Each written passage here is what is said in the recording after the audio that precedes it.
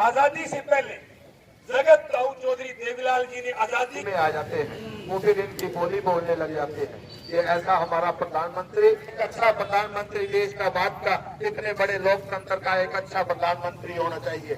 ये तो अड़ियल रवैया अपनाते हैं, ये तो पुराने जमाने के मुगल भाई विनोद जी बेनीवाल, रणदीप जी जोधका, सभी हल्का अध्यक्ष व सभी समाज जी और पार्टी के बहुत ही सीनियर चौधरी भागीराम जी, जसवीर दसा जी, पार्टी के 5 हल्कों के प्रधान साहबान सुभाष जी नैन, गुरिंदर जी, वरिंदर, जसविंदर बिंदु जी, विनोद अरोड़ा जी, और 8 तरीक में DAP का रेट जो बढ़िया और पार्टी ने एक मैसेज दिता कि 2 चीज़ों पे, एक महंगाई ते बेरोजगारी, इसके उत्ते जड़ा है एक फंक्शन किया जाए हर हैडक्वार्टर से और सारे हरियाणे के एको टाइम से डीसी है, उसको भी मैं बहुत दिल से व्यक्त कर सकती हूँ, क्योंकि आज किसान इतना परेशान है कि एक पैर उसका बॉर्डर पे है और एक पैर उसका अपने खेतों में है। किसान एक ऐसे, मैं कहती हूँ अन्नदाता, ऐसे परमात्मा का नाम है जो पूरे देश को अन्न उगा के पालता है। और मैं ये कहना चाहती हूँ मंच के माध्यम से, पत्रकार भाइयों से मेरी गुजारिश है कि मेरी ये एक अपील आप सब लोग साथ दें। वही यदि मैं आज बात करूं सरकार में बैठे, कल ही मैं देख रही थी OP धनखड़ जो है, जिनका एक बयान आया था कि ये तो भविष्य की लड़ाई लड़ रहे हैं।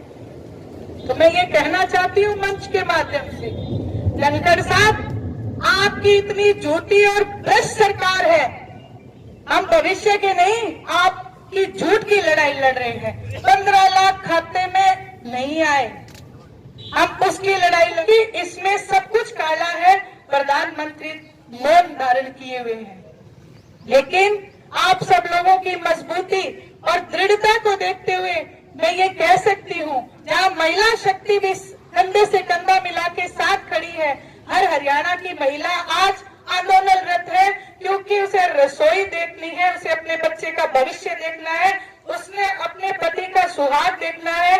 जिसका एक बेटा बॉर्डर की लड़ाई लड़ रहा है, एक बेटा किसान की लड़ाई लड़ रहा है, वो महिला घर में नहीं रह सकती है।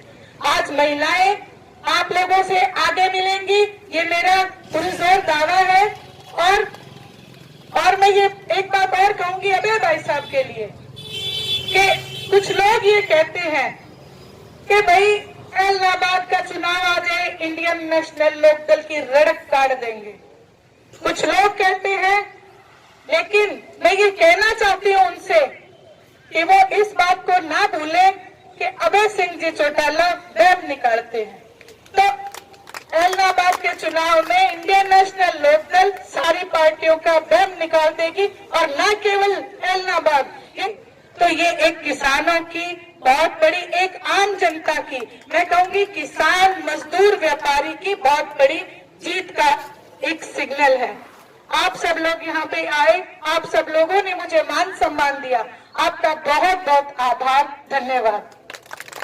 बदला, लेकिन आज वही समय दोबारा आ गया जब हमने इस बात को साबित कर दिया कि राजनीति हमारे लिए बाद में है, हमारे लिए किसान, मजदूर, गरीब का मेरा पहले है, जनता पे दाव पेज है। अरे अगर तुम में इतनी समझ होती तो ये राजनीतिक दाव पेज तुमने क्यों नहीं खेला? 3 लाख रुपए छोड़ना तुम्हारे लिए मुश्किल होगा, लेकिन हमारा घर राजनीति से नहीं चलता, हमारा घर किसानी खेती से चलता है। इसलिए हमारे को पता है कि हमारे लिए इसकी महत्वाकांक्षाएं क्या है।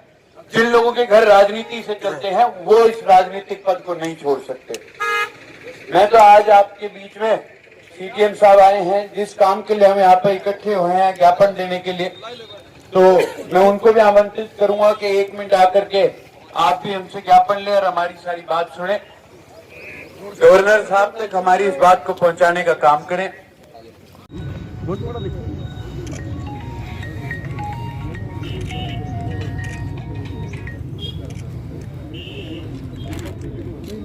और सिर्फ ये ही नहीं, आपके पास एक भीड़ और इकट्ठी हुई है स्कूल वाली। उनके लिए भी अर्जी है, उन सभी प्राइवेट स्कूल्स वाले वो भी आपके गेट पे खड़े हैं।